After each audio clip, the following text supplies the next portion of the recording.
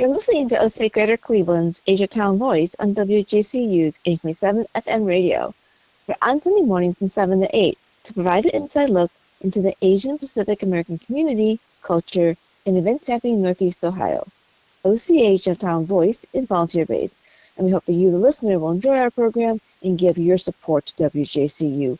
This way, we continue to provide many voices with many choices to you. I'm Lisa Wong, President of the OC Greater Cleveland chapter, here with Johnny Wu, our Vice President of Communications. Hello.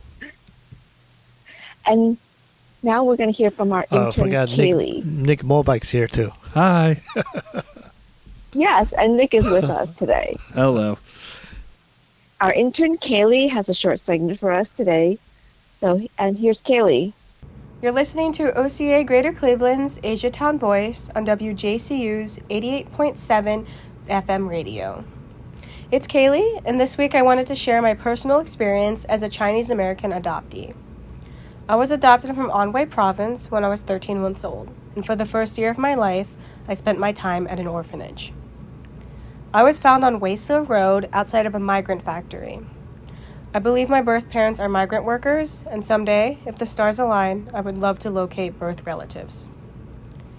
During this time in my life, as I transition towards living alone and supporting myself, I'm left wondering about every single detail of my past. I have no record of my medical history and only have one singular baby photo to document my infantile self. During my junior year of high school, I joined a birth parent search group where I was able to create a poster on the details of my abandonment. This poster has been posted around various WeChat groups, however, I haven't heard any news back. Growing up in a PWI, also known as predominantly white institution, community, presented many challenges that have shaped me into the individual I am today. I would constantly catch the double takes and prolonged stares, followed by awkward smiles. It was as if I was a zoo animal, an attraction to be gawked and marveled at. I despised my Chinese American adoptee identity. I felt excluded from the Chinese aspects of my identity, and I'm continually working on learning about my lost culture. In recent years, I've learned that I don't have to fit perfectly into either culture and can create an identity that is unique to my own experiences and outlook. Since coming to college, I've been fortunate to make close relationships with other Chinese adoptees, and this has helped me further accept my ever-evolving identity. In fact, some of my best friends are adoptees I met along the way. On September 6th, 2024, breaking news hit my community. China announced that it would be ending the majority of its foreign adoptions. Their reasoning was to combat their declining birth rate after the implementation of the one-child policy. And although this policy ended on January 1st, 2016, the country is still facing effects. U.S. diplomats, during a phone call occurring in Beijing, claimed that despite the hundreds of adoptions still under contract, no adoption can be finalized. And this is from CNN. This result leaves hundreds of children without homes and hundreds of grieving families without the possibility of adopting a child. The true pain that I imagined these children feeling made me depressed. I cannot imagine, after months of a child believing that they are going to have a family, that suddenly the deal is off and that they are forced to remain in the institution they've spent their entire life in. I'm sure many orphanages are nurturing and full of love and warmth. Mine was when I went back to visit in 2018. However, the security that can be provided within a family unit is hard to replicate elsewhere. When we went back in 2018, we were able to go into one of the rooms that all of the babies were sleeping in. And during that visit, I don't think I've ever felt a pain as hard as watching all of those babies sleep, knowing that during the night they wouldn't have a mom or a dad or a parental figure there to comfort them if they needed it. It's truly heartbreaking. After hearing this news, I also felt horrible for the expecting parents. The majority of my adoptee friends were adopted because their parents couldn't have biological children. And the feelings of a couple learning that they cannot conceive, paired with the anticipation of bringing a child into their family through adoption, only to learn halfway through the process that they can no longer afford this ability due to the recent change, is truly heartbreaking. In many adoptions, photos of children are shared with the adoptee family before the child is officially adopted. Imagine the pain these parents must feel after holding a picture of their child that they had created an emotional relationship with. It must feel like prison, staring at these photos, knowing their child will never be able to come to their home. I've been able to spend a few weeks reflecting on this news and how it affects my life going forward. I've written my thoughts down through a reflection that can be found on OCA Greater Cleveland's website. If anyone has thoughts about the topic or has been personally affected by adoption, I'd love to hear your story. Thank you, Kaylee. And now we have some upcoming events to share. On Saturday, October the 12th, from 12 to 3 p.m., there'll be a community health fair at Asia Plaza. This is sponsored by the Asian Pacific American Medical Student Association from Case Western Reserve School of Medicine, as well as from AsiaTown Cleveland and the Filipino Nurses Association of Ohio. They're partnering together to put on an AAPI health fair for the community. There'll be on-site glucose, cholesterol screenings. They'll be teaching hands-on CPR and other trainings, as well as a vision and blood pressure check, BMI screenings, and a lot more. And I think there's going to be, they're adding more things, so we'll update that you on our website. They're asking if you have insurance to bring that, and if you have glasses or corrective eyewear to bring that, because they will have some additional screenings at this health fair. And then on the same day, from 3 to 5, there'll be a candidates forum. So this is the Cleveland Candidates Forum and Meet and Greet. We're working with many other organizations to put on this event. This is, let me see, at Liwa Restaurant. We'll provide refreshments. It's business casual, and this is sponsored by 3 organizations. Let's see, it's the Asian American Coalition of Ohio. There's also, trying to get out the names here, Ohio Chinese American Association and AsiaTown Cleveland, as well as OCA Greater Cleveland. So join us on October 12th from 3 to 5 p.m. And then we have, and as you may know, there's a presidential general election coming up. It's the first Tuesday in November, so the date is Tuesday, November the 5th. The polls open from 6:30 a.m. to 7:30 p.m. But make sure you check your voter registration before October the 7th. That is the deadline in Ohio to register or update your voter registration, because there's a 30-day deadline in Ohio. So you can go to voteohio.gov to check your registration if you're already registered, and to register if you haven't registered, or if you made any changes, whether you moved or if you turned 18, you need to register to vote. All right? And Johnny has some information on scam. So, yeah, thanks, Lisa. Let's talk about scam, because there seems to be on the rise right now. In fact, I was just watching the TV news a few minutes ago. It was already talk about certain scam that happening right now, big time in Cleveland. So this past Tuesday, September 24th, between 11 a.m. to 1:30 p.m., the Federal Trade Commission having a big event here in Ariel International Center, which is a beautiful place on East 40th Street. The title was Spotting and Avoiding Scams, convening with Cleveland ethnic media and community stakeholders. So about 60 people showed up, and everybody were there and learning about certain things that the Federal Trade Commission and the local BBB and the legal aid that can do for the community. So we had that day several great speakers, including Larissa Bungo, I think that's how they pronounce her last name, Adrienne Jenkins, Cheryl Harris, Catherine Hollingworth, John Steiger, and John Vega.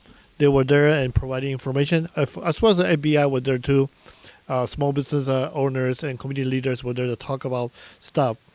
The one thing that everybody was talking about is how scammers right now in in the world has been trying their best to, in very sophisticated way, because the technology, everything else, to try to get as much money they can. They can do it fairly quickly, or they can do it very, very much taking your patient to get to know you, to get you to trust them, and then they can eventually say to you that to invest or to ask for money, for them to be in trouble to see you, or they're going to pretend to be a bank or commercial. Lisa, do you have any experience personally with this kind of scam? No, but I mean, there's so many, I get so many spam emails, and even, emails that say they're from my husband, but when I look at the email address, it's not his email. So, and I'm hearing this from many different people, other board members or members would say like, oh, did you send this, in my name? Yeah. But it's not my email address. So even if you get something from someone that's, from someone that you know personally, but you check their email, it's not their email. It's probably not them. Yeah, there's so many type of scam, including like you can be going to a grocery store or gas station and putting your credit card into the machine. And if you don't pay attention to it, that machine can be a scammer's reader that can read all your information out. I do get every day email about, by the way, thank you for your purchase for a $450 or $600 product. And if you didn't make this order, please call our number or 8 blah, blah, blah number, which is false because I don't think I make that order, and I usually check my bank account or credit card statements fairly in a regular basis, almost like daily basis. So I know for a fact I didn't make any charges like that. Same thing with PayPal. I mean, I get email from PayPal, which I don't have a PayPal account for my business email address, and so there's like, oh, you make this payment for $1,000 and stuff like that. And recently, we also got emails on text messages from people say, by the way, we would like to hire you to do video production, but we're not from here, so we'd like you to in charge of selecting all the people that needed for the crew and the cast. But we're also going to give you additional money, so this way you can use the money to pay all those people or send this extra money back to us, via gift cards or whatever cards or via sale or cash out, whatever. That usually is a scam, just because no businesses would send you extra money and then ask you to send some money back to them. That's usually is a scam. If it involves gift cards, Right. I mean, that is typically, a very big red flag. That's Exactly. been going on for years and years and years. And it's so funny because it's happening. The school district I work for, we're getting those emails that's like, click here, and they're disguising it as Google Docs.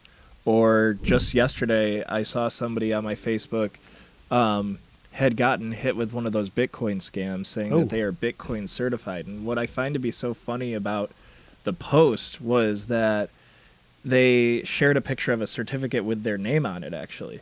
Like, they went through the process of actually sharing a certificate with their name on it. And the scammers thought that they were clever enough by posting a second picture of the certificate to make it seem like, hey, this is a legit thing. Turns out the person's name was in a completely different position than it was in the first photo. So it was pretty easy to point out that it was fake, but they're even going through the process of actually trying to post documentation with people's name on it, which I find to be fascinating. Yeah, that's very unfortunate. Things like that's happening a lot, especially when the technology getting better and better. Now they have fake people, fake images, fake video because the AI can do those kind of stuff. Especially right now we are coming into the election. It's very dangerous. There'll be lots of fake news and fake videos coming out all over the places because they think that a lot of people will be receptive or think this is real and true. And like we always say, don't believe everything you see on the internet because most of them may be fake. But most people doesn't realize because they think internet is the news, and that's where you get news from TikTok and so on and so on. AI images are becoming really popular on Facebook too. They constantly get all the love in the entire world when they're very clearly the most fake things in the entire world. Exactly.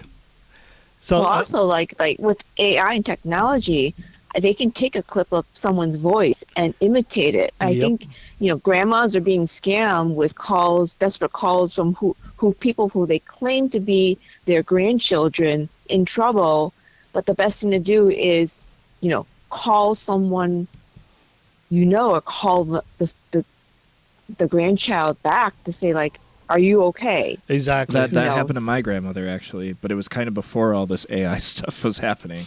And there is Wow. 3 of us that could have been the person that was in trouble.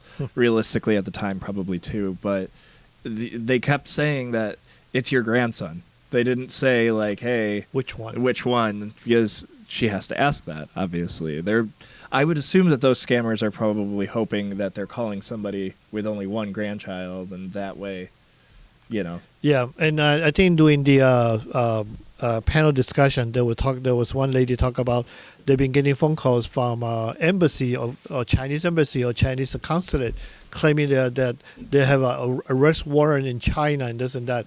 This is completely scam and they are not real.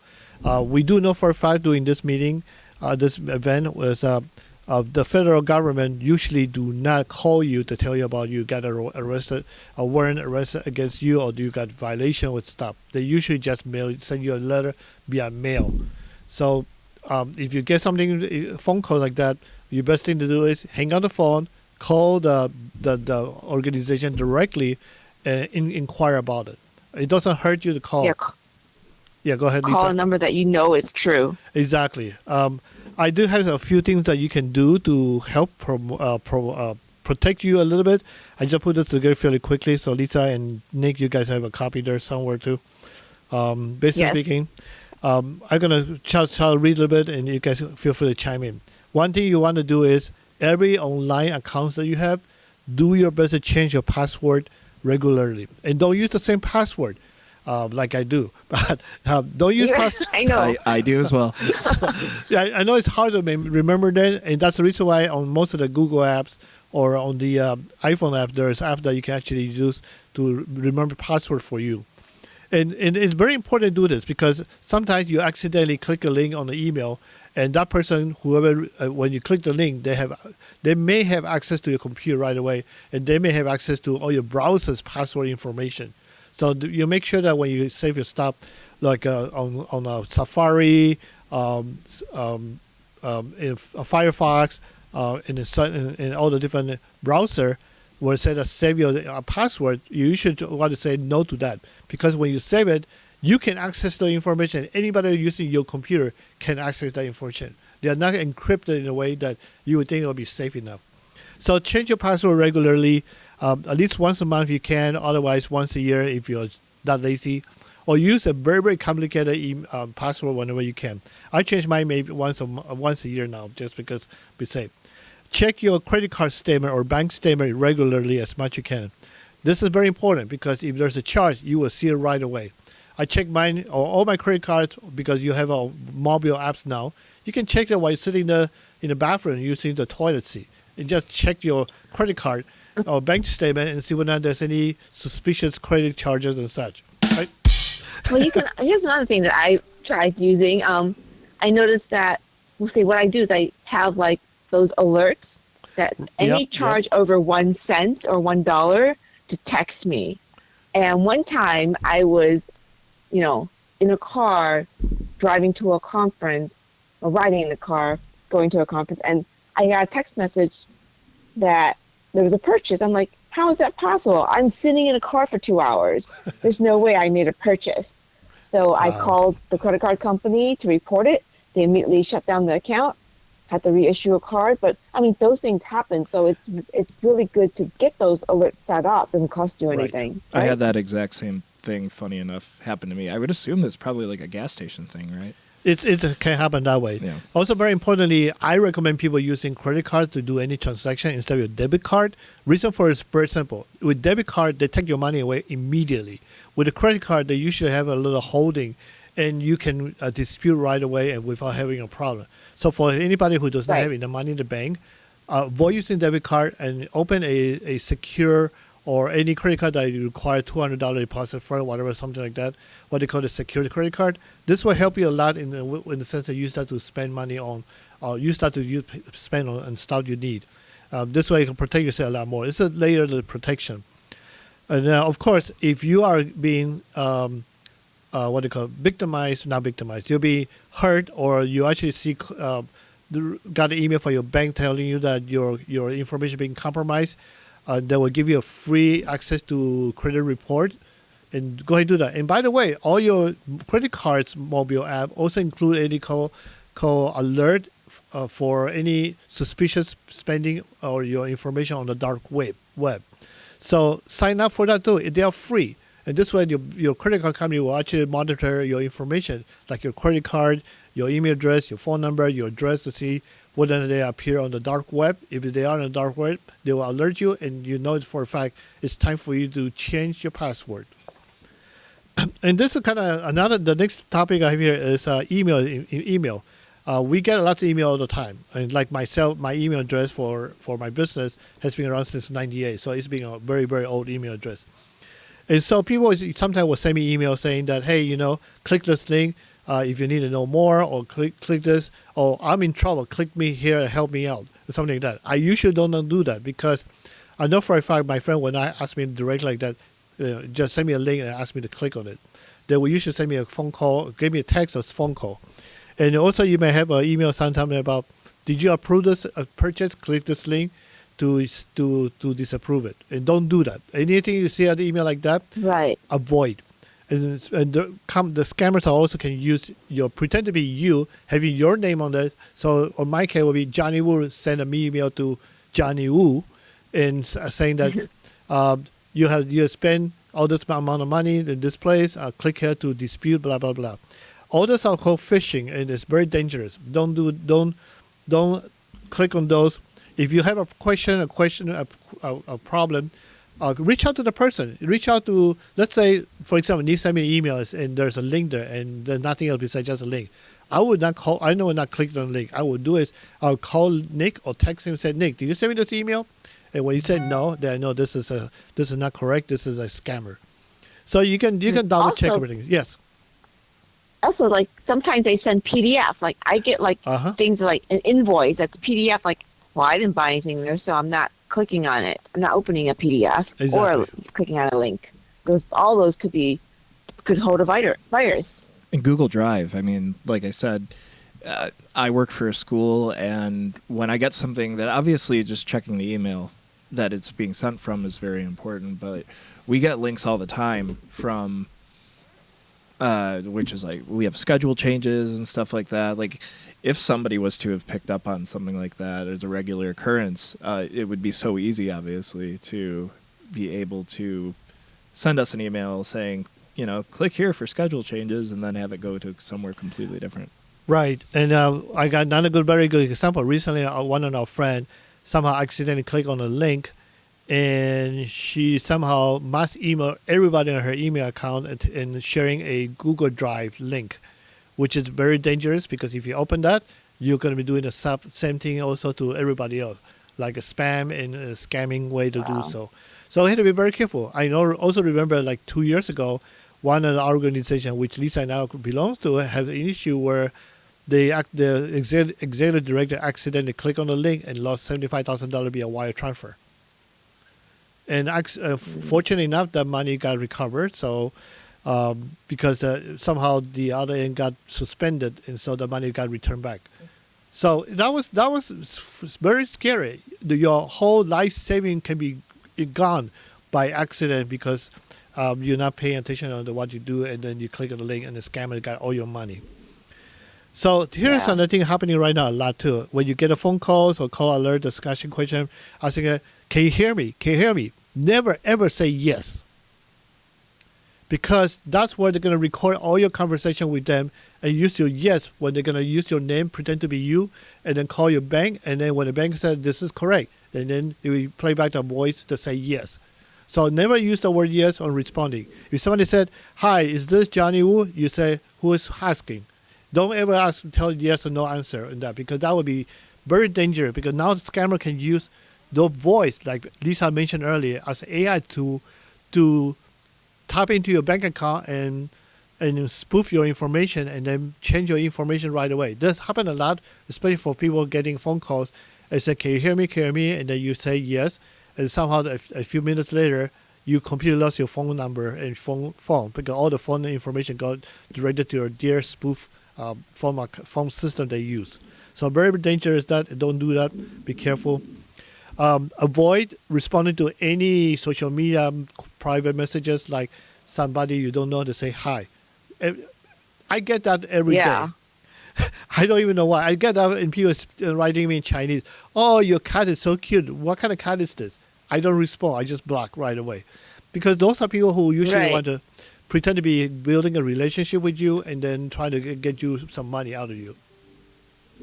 Right. I get texts all the time in Chinese. Like anyone who knows me knows I don't read Chinese.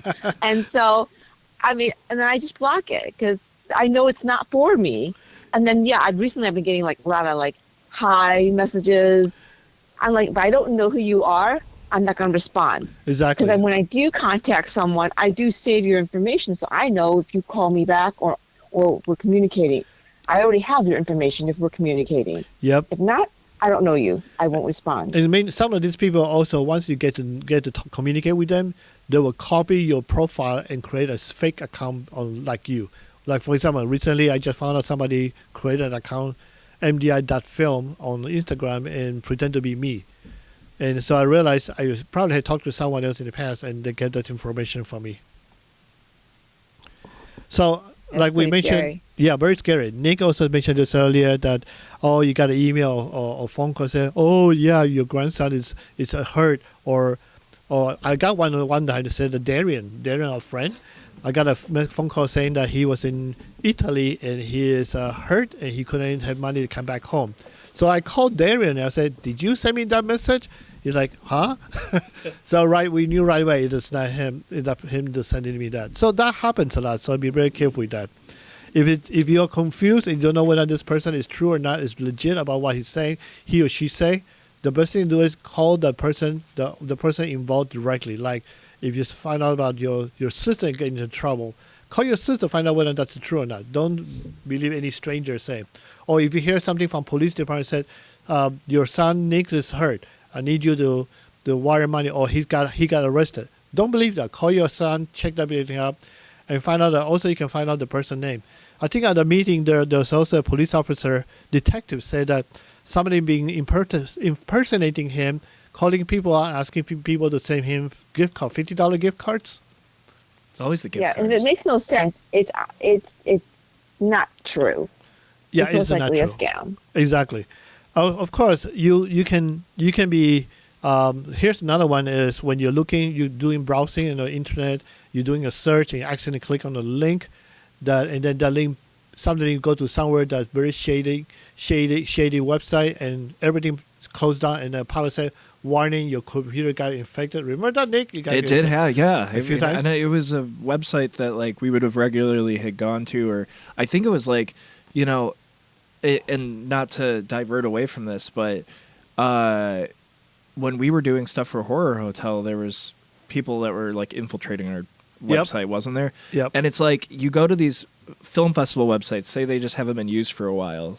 They get eaten up essentially by some other spam type thing, and then Exactly. I remember we were looking for places to share about our festival, and I clicked on one of the links that was already given to me in years past that we've used, and it was completely compromised. And then the website, then your computer said that you got compromised. Click on the link or make this phone call to fix your computer. Blah blah blah. All you had to do is unplug the computer and turn it back on.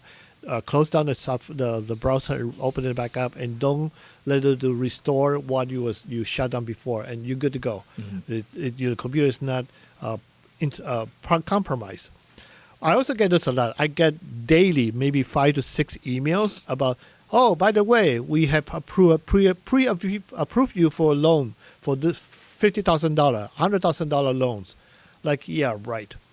Those are usually our scammers who trying to scam you. And I know, Lisa, you and I have a friend who got scammed many, many years ago, maybe about 10 years ago, doing his business. He accidentally followed through one of the scam thing and tried to get $50,000 loan.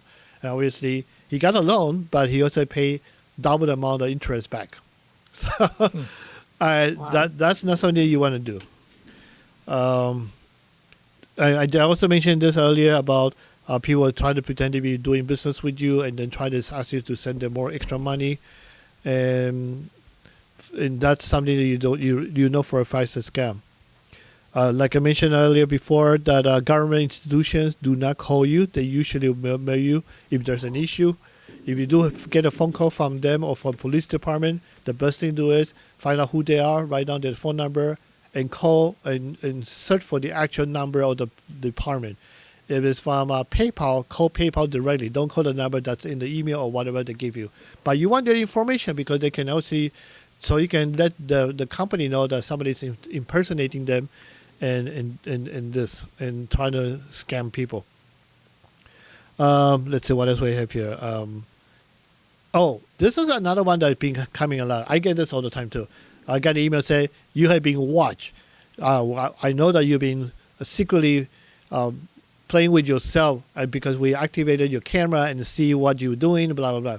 My computer, desktop computer, do not have a camera. So yeah, I know for a fact that's not be true. And so if they do that, they're gonna ask you to wire 1 million Bitcoin to display this account and that account. Otherwise, they're going to release your information to everybody else. Don't even bother replying. If you reply, they have your IP address, everything else, and they can actually do more harm by hurting you online-wise in trying to hack you and everything else. Just ignore it. Right. Yes. There's also, I heard a story recently. There's been things happening for teenagers. Like, there's people pretending that they're teenagers to befriend somebody, and then they ask you to take pictures of yourself and compromising pictures kind of thing. And then they threaten you, like, if you don't send us money, we're going to, blast these pictures all over. And then the teens don't know what to do. And it just, yeah, it's very, very bad. I mean, I remember anything hearing happens like that, you just talk to someone that you trust and know. Right. It's okay to get help. Exactly, and the teenager doesn't know what to do, and I know there's a case of one actually killed himself because he got so afraid, and this is unfortunate. Yeah. The scammers are really, really, really smart enough to do everything they can to. I was gonna say it's a Black Mirror episode as well. Yeah, it's too. Yes, there's a lot too. And like I mentioned earlier, when you use a credit card at places like grocery store or a gas station, pay attention to the card reader. I don't like to insert my card anymore. I use the chip. I was gonna say, is the tapping feature a good way to get? It's a around little that? bit better than the inserting because the technology is not there yet for them to tap and steal your information, but they could. Right. But a little bit different because because they're replacing something in the actual reader in order to be able to read it. Right? There's also grocery store, mom and pop grocery store, especially in New York City. This happened a few times. I saw that on TikTok, where the store actually have fake readers so they can steal your information and so they can charge you extra stuff. There's also companies, I don't have this written here, but I just realized this. Company who send you email asking to subscribe to certain things, but then at the end of once you subscribe to it, you realize they will double charge you or triple charge you, adding all this unforeseen and all these extra charges into your account. And that's another way they are scamming you, but it's a what do you call this? It's not illegal. Bait and switch. Yeah, it's a bait and switch. It's not really illegal, but at the same time, it's a borderline illegal. Yeah, so things like when they say like free trial, but you have to give your credit card information. It's not really a free trial. Exactly. Because it's almost impossible to cancel or something like that. Exactly. So those aren't if it's good borderline deals. illegal, they can unfortunately probably get away with it. So we're not talking about just regular business or the new businesses. This happened with AT&T, any other businesses you experience. Telephone company, they will do certain similar thing, but to a degree it's lawful. So you just have to pay attention and watch out. I think yesterday was a very good example. All the seniors at the event where they refused to sign their names because they're afraid of something that can be information can be stolen, which is kind of good. Watching them, it's good. That means that they are kind of cautious about being hurt. So for men, we always like to carry a wallet. And here's the thing about wallet.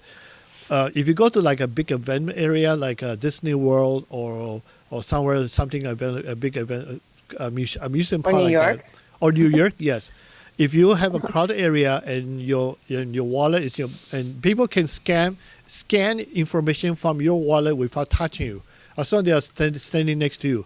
So I recommend you guys, men-wise, women can also find purse that have this kind of feature, that have the RFID feature. So basically, that with that feature, nobody can scan your information when you get when they go close to you because you are protected, which is kind of good because I had tested that with what they call hotel keys. We have those keys that you actually tap into the hotel door and then open the door for you, unlock the door. Sorry. It doesn't work when you have the key in the wallet and you try to use it that way. It does not work. So that's a huge extra protection. So there is, yes. Yeah. There's special wallets you can get, but there's also card envelopes that you can get for your credit cards. Yep. But there's also cards that you can put in the front and back of a stack of credit cards that will prevent skimming. Is what it's called, right? Yeah, skimming. It's big too in a big crowded area. And lastly, of course, you can for men also. This will not only help your posture because if you have a wallet in your back pocket, your the way you sit is inclined to a certain direction. But also at the same time, having in your back pocket, skimmers can actually scan your information easier, or they can pickpocket your pocket and steal your wallet. So used to put your wallet in your front pocket or somewhere else, that'll be less easy for them to steal. Anything else I missed here besides something you can protect yourself? I mean, I have more of a interesting one from our perspective. You know, I guess it would just be from an artist's perspective, anyways. I had ran an ad for our movie A Shattered Diamond on YouTube. And the second that I ran an ad for it, our movie was popping up on all these different websites and stuff like that. There's nothing we can do about that one. Well, right, but I just find that to be that's technically a scam, right? It is a scam. I just found that to be very odd. And some of those websites can steal your information if you don't be careful enough. You click on there and click on certain things, and they'll download a whole bunch of stuff into your computer. Yeah. So Lisa, you were saying? I was wondering, do you have all the links about if someone is scammed, who do they call? Where do they go? Yes, I actually have that right here for you. So you can go to reportfraud.ftc.gov, and you can choose your language and fill out information there to report it. And you also can call the FTC at 1-877-382-4357. That is 1-877-FTC-HELP.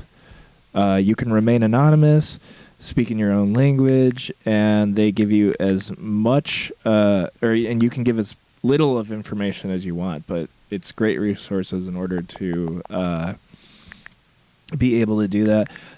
There's also, if you think that somebody is impersonating you, you could go to ftc.gov/impersonators. As well, for identity theft, there is identitytheft.gov, and I'm just going to spell this one out because it's for Spanish, and it's all one word, obviously. Let me see the word. Which one? Oh, gosh. I can't even read this. That was why I was too small for me. Sorry. It's for Spanish, it's ROBODIEDENTIDAD.gov. So there also in Cuyahoga County there is a website that you can go check it out if you are lost and have any financial. It's called the Scam Squad. It's a financial fraud task force in Cuyahoga County, Ohio. I couldn't find the direct link. You had to go to the Cuyahoga County website .gov and it's in there. But the kind of interesting about it is you can Google Scam Squad, 2 words, and the first one to show up for the Cuyahoga County one, that's what you do. Because there's another fake one.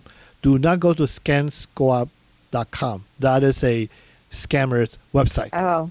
I just found that out just I think they said ago. What? Didn't they say .gov is the new? I think it's .gov. Say .gov. And like Johnny said earlier, always kind of going directly to the source. No, it's not .gov either. Oh. Okay. I just tried it. It's also Okay, go to. we're probably gonna put more information on our website, right? Once we get. Yes, we're gonna Yes. put more information on the ocagc.org website. Yeah, there's nothing there. Not scam. You get by searching it, I find it, but I cannot type anything in to get it.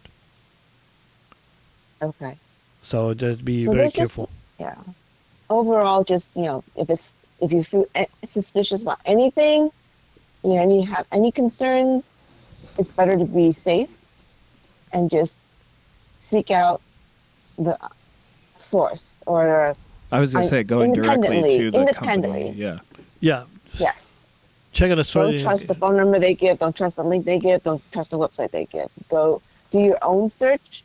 Look at maybe like your own bank's information, or even like on your credit card. There's numbers on the back of your credit cards that you could like call Yeah. just to check things out. If anybody call you asking for if you are who, don't use the word CS. Always say, who is this? Who is this? How can I help you? Don't even respond with yes or no. Yes or no are very easy for them to use to impersonate you somewhere else, and that's happened a lot nowadays. I think they also do the called a SIM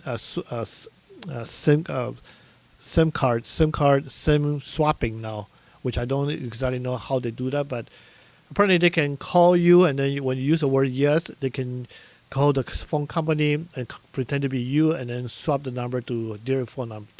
Really? But Yeah. wouldn't you think you would need the SIM card itself in order to They be can able do to that. They said that they lost the SIM card, Oh, okay. and they said that everything And they then can, and then it just because- goes right to your information. Yeah. Wow. There's no real security. crazy. Like it's very, very frightening to find out that the more the technology get better, the more crime is going to happen because everybody find a loophole to do so.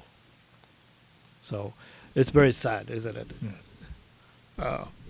We still have another 10 minutes. We still have another 17 minutes. 17 minutes? Oh, Yeah. wow. We still have time. Here's another event coming up in October 17th, Thursday, from Cleveland Clinic. I just got this information a few minutes ago. And it's about the weathering theory and cancer prevention symposium. It's a free event. I will send this email to you, Lisa, and maybe we can post it on the OCAGC website so people can subscribe to it or sign up for it. It's Yeah. about the theory about weathering and its connection to social, psychological, and environmental factors impacting health disparities and within a diverse community. So it is kind of important. So it was something. And we're also going to have upcoming event will be the Cleveland Asian Festival coming out in May 17 and 18. The website should be. Always. Yes. Go ahead. Well, it's always the weekend before Memorial Weekend. So the next year will be 17th and 18th. Yep, and Okay. also it should not be. It will be fun because we are making it a little bit more easier for everyone and make it more exciting this year, hopefully. The website should be available right after end of November. That should be available by November, and then the application submission for vendor space will be available at the end of Lunar New Year. Do you know when's Lunar New Year this coming year? I think it's in January January, this year. right? It's going to be a little bit earlier. So by February, things should be up. Good. That's for vendors. And sponsorship is available right now. So anybody who would like to be a sponsor, let us know. We'll be able to connect with you. And then January 29 is Lunar New Year. Yes. This is a year of what? We're You're starting the to get snake. all the promos and stuff like that conceptualized and ready to go as well. So be on the lookout for those and make sure that you're sharing them all throughout social media so we can continue to make the event as awesome as it is. We'll do our best. Year of the Snake will be interesting. So what else we have coming up in the near future? Well, How was the Moon see the Festival, by the election. way, Lisa? we had several events. So Saturday, September 14th was a Mid-Autumn Festival in AsiaTown during the pop-up park. And that was a great event. There, the medical students were also there doing screenings, checking BMI and all that.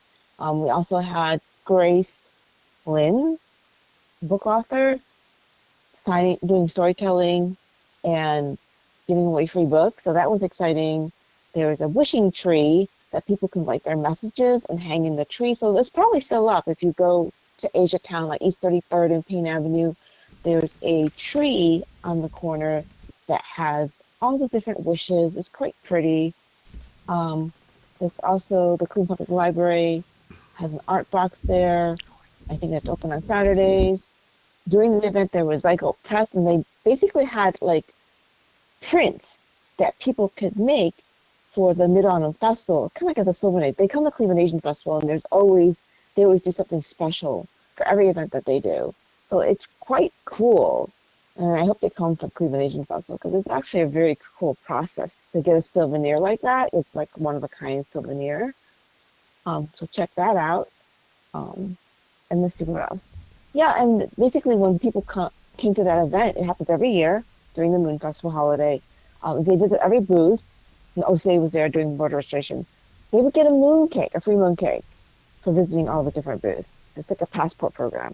Very nice. And then very nice. but on the actual date of the Mid-Autumn Festival was September 17th.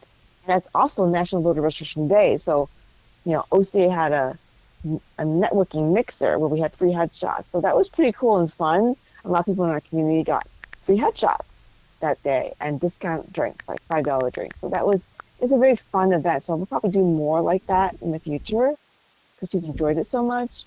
We also did some canvassing in AsiaTown just to register voters and to let people know about, events happening in the community.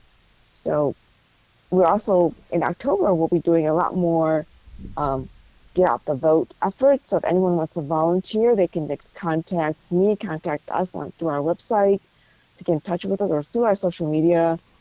Lots of volunteer opportunities for phone banking, canvassing, just to get out the vote. We are a nonpartisan organization. We just want to make sure everyone has information that they need to exercise their right to vote. For more information on any events that we talked about here, visit our website at ocagc.org or our social media on Facebook, X, or Instagram at OCA Cleveland or OCA Greater CLE.